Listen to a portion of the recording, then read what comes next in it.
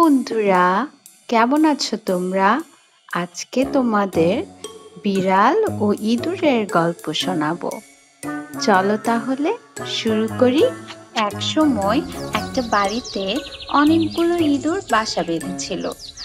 ইঁদুরগুলো অনেক মজা করে থাকছিল সেই বাসাটায়, কারণ সেখানে অনেক খাবার ছিল।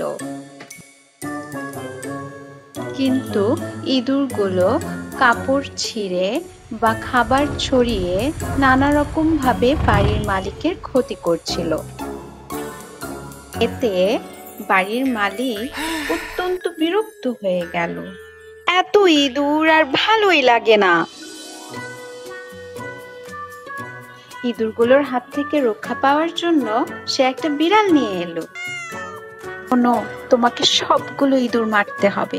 এর বিনিময়ে তোমাকে 2 বাটি করে দুধ দেব।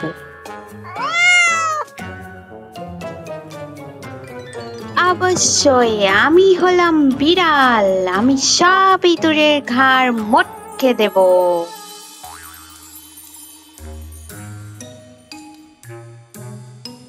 বিড়ালটা প্রতিদিন অনেকগুলো করে ইঁদুর মারতে শুরু করলো। এতে ইঁদুরগুলো ভীষণ ভয় পেয়ে সবসময় গর্তের মধ্যে আটকে রইল। বাইরে বেরিয়ে আসতে তারা সাহস করলো না।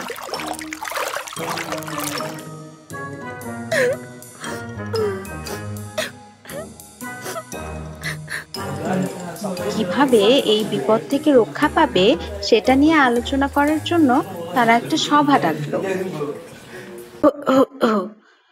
যেভাবেই হোক এই বিড়ালটাকে আটকাতে হবে। তোমাদের কারো কাছে যদি কোনো বুদ্ধি থেকে থাকে তাহলে বলো। আমার কাছে একটা বুদ্ধি আছে। আমরা যদি কোনোভাবে বুঝতে পারি বিড়ালটা আশেপাশেই আছে, তাহলে আমরা সুযোগ বুঝে পালিয়ে যেতে পারি। আর বিড়ালটার উপস্থিতি বুঝতে পারার জন্য আমরা বিড়ালটার গলায় একটা ঘন্টা ঝুলিয়ে দিতে পারি। ঘন্টার টুংটাং শব্দে আমরা বুঝে যাব বিড়ালটা আশেপাশেই আছে। বিড়ালটিকে ঘন্টা পরানোর কথা শুনে সভায় উপস্থিত সব ইঁদুররা খুশিতে লাফিয়ে উঠল। কিন্তু আমার কথা হলো, ঘন্টাটা পরাবে কে বিড়ালটাকে? তো ইঁদুরদের মধ্যেই কাউকে ঘন্টাটা পরাতে হবে, কিন্তু কে পরাবে? যেহেতু ঘন্টা পরানোর জন্য কেউ এগিয়ে আসলো না, তাহলে আর কি, এভাবেই থাকতে হবে। এরপর আর কি, বিড়ালটা প্রতিদিন অনেকগুলো করে ইঁদুর ধরতে শুরু করলো, আর বাড়ির মালিক এতে অনেক খুশি হলো।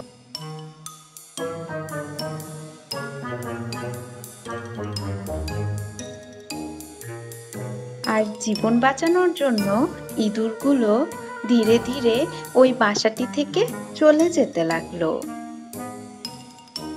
বন্ধুরা, ইঁদুরগুলো বিড়ালের গলায় ঘন্টা পরাতে চেয়েছিল, কিন্তু ঘন্টা পরাবে কে এই প্রশ্নে কোনো ইঁদুরই এগিয়ে আসেনি। তাহলে বন্ধুরা, আমরা কি শিখলাম আজকে? বলা যত সহজ, করা তত কঠিন।